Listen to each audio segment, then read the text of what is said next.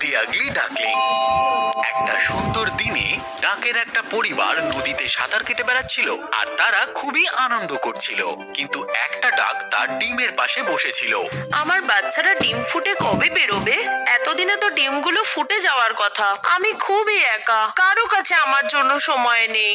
কিন্তু সেই মা ডাককে আর বেশিক্ষণ অপেক্ষা করতে হলো না। খুব তাড়াতাড়ি সেই ডিমের ভেতর থেকে ছোট ছোট ডাকলিং বেরিয়ে এসে হাঁটতে লাগলো।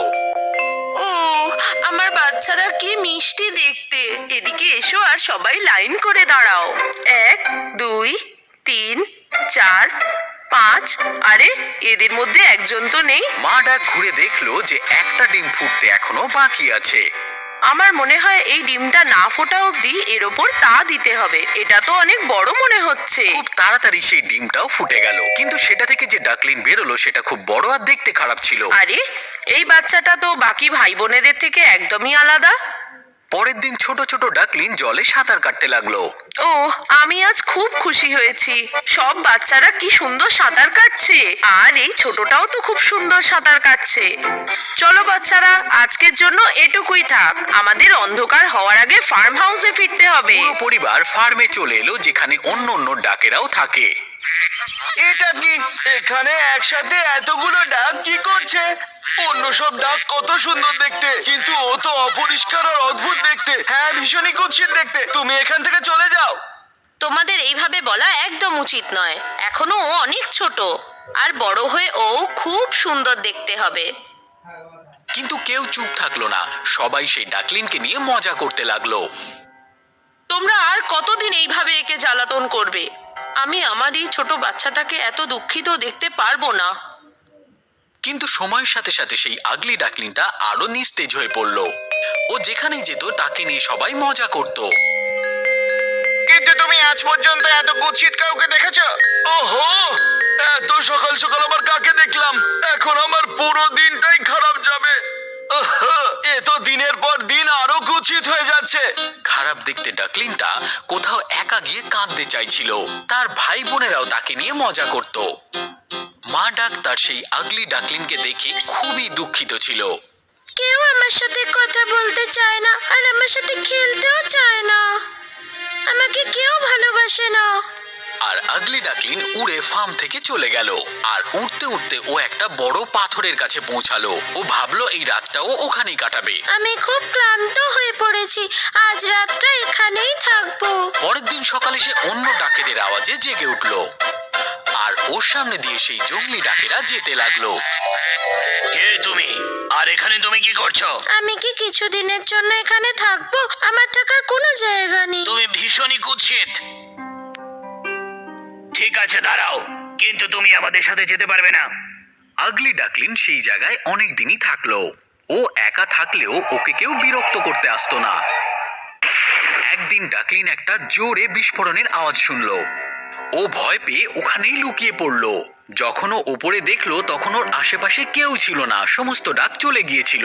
আগলি ডাকলিংও সেখান থেকে যত তাড়াতাড়ি পারলো উড়ে চলে গেল। ও খুব জোরে ওড়ার চেষ্টা করলো। হঠাৎ সেখানে ঝড় আসলো আর আকাশ ডাকতে লাগলো। আগলি ডাকলিং ভয় পেয়ে গেল। ও, আমার খুব শীত করছে। ওই ঘরটায় মনে হয় থাকা যাবে। আমি গিয়ে দেখি ওখানে থাকা যাবে কিনা। ওখানে একটা বুড়ি, একটা বেড়াল আর একটা মুরগির সঙ্গে থাকতো, যারা আগলি ডাকলিংকে দেখতে পেল। কি হচ্ছেটা কি? এরকম ভাবে চেঁচাচ্ছ কেন? আরে দেখো তো, এটা আবার কে এলো? আরে এ তো একটা ডাক। এ তো খুবই আগলি, কিন্তু এখানে কি করে এলো? একে আমার কাছে রেখে ডিম পাড়া অবধি আমি অপেক্ষা করব। তখন আমার মুরগি আর ডাকের ডিমগুলো বেচে দেব। তখন ডাকের ডিমগুলো যেন বড় আর ভালো হয়। আর আগলি ডাকলিং সেই বুড়িটার সঙ্গে থাকতে লাগলো, কিন্তু এখানেও বেড়াল আর মুরগিটা তাকে নিয়ে মজা করতে লাগলো। আরে শোনো, আয়নায় নিজেকে যখন দেখো তখন ভয় পাও না? আমাকে দেখো, আমার শরীর কত কোমল, আমার নখগুলো কত বড় আর কত সুন্দর। মালকিন বলে আমার চলাফেরা কত সুন্দর। তুমি একটা লুজার, তুমি ডিমও পারতে পারো না। আমার ডিমগুলো দেখো, এগুলো কত বড় আর দেখতে খুব সুন্দর। আগলি ডাকলিং খুবই একা হয়ে গেল। ও জানলার পাশে একটা পুকুরের দিকে তাকিয়ে থাকতে লাগলো। যদি আমি ওই পুকুরে সাঁতার কাটার সুযোগ পেতাম, বাড়ির পাশে নদীতে স্নান করে খুব মজা পেতাম। পাগল নাকি তুমি? উনি তোমাকে কোথাও যেতে দেবে না। তোমার কাছে একটা বাড়ি আছে, বলো আর কি চাই। প্লিজ, তুমি মালকিন ক্যাট আর আমাকে একদমই রাগানোর চেষ্টা করবে না। এমনিও সাঁতার কেটে তুমি কি করবে? আগলি ডাকলিন খুবই দুঃখ পেল আর ভাবছিল এরপর সে কি করবে। আমি জানি এই জায়গাটা খুব সুরক্ষিত, কিন্তু আমি কোনো বন্দী নই। আমাকে এখানে কেউ সাঁতার কাটতে দেয় না। আমি সাঁতার কাটবো। আমি শান্তির সঙ্গে সাঁতার কাটতে চাই আর উঠতে চাই। আমাকে যে করে হোক এখান থেকে বেরোতেই হবে। তারপর একদিন রাতে ওখান থেকেও ডাকলিন চলে গেল তার পরের আশ্রয় খোঁজার জন্য। খুব তাড়াতাড়ি সে একটা পুকুর পেয়ে গেল যেখানে সে সাঁতার কাটতে পারে। আহা! জলটা কি ঠান্ডা! এতদিন বাদে সাঁতার কেটে খুব ভালো লাগছে। এখানে পশু পাখিরা যেন ভালো হয়, তাহলে আবার আমাকে এখান থেকে ছেড়ে চলে যেতে হবে। কিন্তু আবার সেই আগলি ডাকলিনের সঙ্গে কেউই বন্ধুত্ব করতে চাইছিল না। আমার থেকে সবাই দূরে কেন পালায়? আমি দেখতে আগলি, কিন্তু তার মানে তো এটা নয় যে আমি খারাপ। কেউ আমার সাথে খেলতে আর কথা বলতে চায় না। আগলি ডাকলিনের জীবন এরকম খারাপ ভাবেই কাটতে লাগলো। তারপর ঋতু পরিবর্তন হলো, সব পাতা ঝরে পড়লো, পাতার রং লাল থেকে বেরঙি হয়ে গেল আর তারপর আবার সবুজ হলো। তারপর আসলো শীতকাল, সমস্ত জঙ্গল বরফের সাদা চাদরে ঢেকে গেল। কালো মেঘ ডাকলিনকে আরো বেশি দুঃখিত করে দিল। তারপর ডাকলিন আবার পুকুরের পাড়ে গেল আর ও যেটা দেখলো সত্যি অসাধারণ ছিল। কি সুন্দর পাখিগুলো! আমি এদেরকে আগে কখনো দেখিনি। এদের ডানাগুলো কি বড়! মনে হচ্ছে যেন ওরা উড়ছে না, হাওয়ায় ভেসে বেড়াচ্ছে। ঠান্ডা আরো বাড়তে লাগলো, কিন্তু ঠান্ডা জল হওয়া সত্ত্বেও ডাকলিন সাঁতার কাটা ছাড়লো না। আরো ঝোপের কাছে গিয়ে বসে পড়লো। খুব তাড়াতাড়ি বসন্ত চলে এলো, ফুল ফুটতে লাগলো আর আকাশে সূর্য চকচক করতে লাগলো। ডাকলিন এসব দেখে খুবই খুশি হলো। আবহাওয়া তো খুব সুন্দর হয়ে গিয়েছে।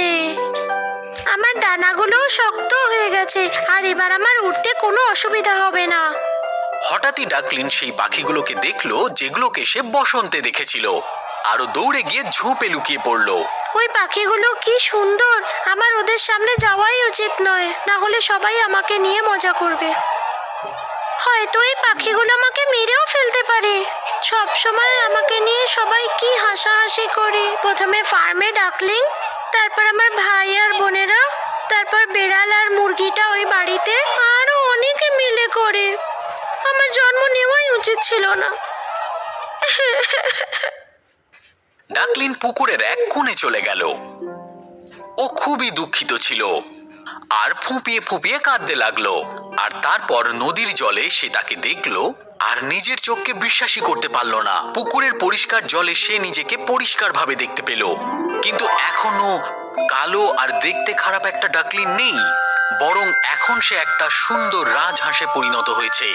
হ্যাঁ, ও আগলি ডাকলিন নয়, একটা রাজহাঁস ছিল। বাকি সমস্ত রাজহাঁস তাকে স্বাগত জানালো এবং তাকে খুব ভালোবাসাও দিল। শেষমেশ সেই ছোট দেখতে খারাপ একটা ডাকলিন একটা পরিবার আর বন্ধুও পেল, সুন্দর একটা রাজহাঁসের রূপে। একটা পরিবার দুজন বাচ্চার সাথে সেই রাজহাঁসকে দেখতে এলো। দেখেছো, ওখানে একটা ডাক আছে। মা, বাবা, এখানে এসো। দেখো ওই ডাকটাকে, কতটা সুন্দর দেখতে। ওই নতুনটা কি সুন্দর দেখতে! আর একে দেখতে আমার খুব ভালো লাগছে। এত প্রশংসা শুনে সে খুবই খুশি হলো। ও খুব লজ্জাও পাচ্ছিল। নিজের পুরো জীবনটা সে শুধু খারাপ কথাই শুনেছিল, কিন্তু এখনো অনেক ভালোবাসা পাচ্ছিল। আসলে সবাই মিলে ওকে বলল যে তুমি খুব সুন্দর। আমি তো এটা স্বপ্নেও ভাবতে পারিনি যে কেউ আমাকে কখনো সুন্দর দেখতে বলবে। যদি আমি আগেও এত ভালোবাসা পেতাম যখন আমি ছোট ছিলাম, তাহলে এত ভয়ানক ছোটবেলা হতো না। আমি সত্যিই বুঝতে পারি না যে লোকেরা গায়ের রঙের কথা ভেবে একে অপরের সাথে কেন বন্ধুত্ব করে। এটা তো সত্যি খুবই খারাপ।